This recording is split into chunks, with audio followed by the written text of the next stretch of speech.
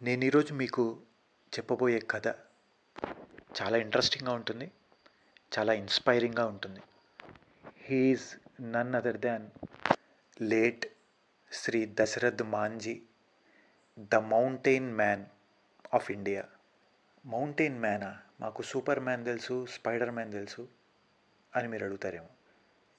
వీళ్ళంతా comic heroes, కల్పిత పాత్రలు. బట్ దశరథ్ మాంజీ గారు రియల్ హీరో. ఆయన స్టోరీలోకి వెళ్ళిపోదామండి. ఈయన భార్య ఫాల్గునీ దేవి గారు 1959లో సరైన సమయానికి వైద్యం అందక చనిపోయారు. ఆయన ఊరి నుంచి వైద్యం అందే ఊరికి వెళ్ళాలి అంటే 70 కిలోమీటర్ల ట్రావెల్ చేయాలి. మధ్యలో ఒక కొండ ఉంది. ఈయన అప్పుడు డిసైడ్ అయ్యారు, ఈ కొండని పగలగొడితే 1 కిలోమీటర్కే వస్తుంది. సో సింగిల్ హ్యాండిల్గా ఒక ఉలిని, ఒక సుత్తిని తీసుకొని పగలగొట్టడం మొదలుపెట్టారు. ఈయనకెవరు హెల్ప్ చేయాల.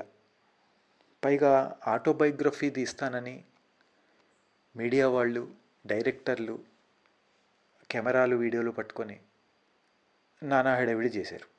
ఇదిలా ఉంచితే ఆ కొండ విషయానికి వద్దాం. ఆ కొండ పేరు గెహ్లోర్ హిల్స్, బీహార్లో ఉంటుంది. అది 360 అడుగుల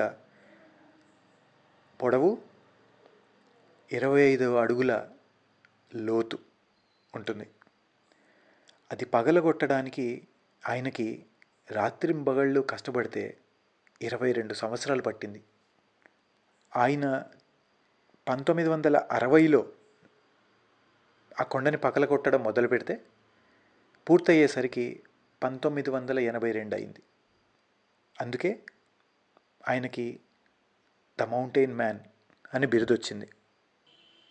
ఆయన గాల్ బ్లాడర్ క్యాన్సర్ అనే వ్యాధితో 73 ఏళ్ల వయసులో 2007 ఆగస్టు 17న కన్నుమూశారు. ఆయన ఆటోబయోగ్రఫీ సినిమా తీస్తాను అని చెప్పిన వ్యక్తి కేతన్ మెహతా.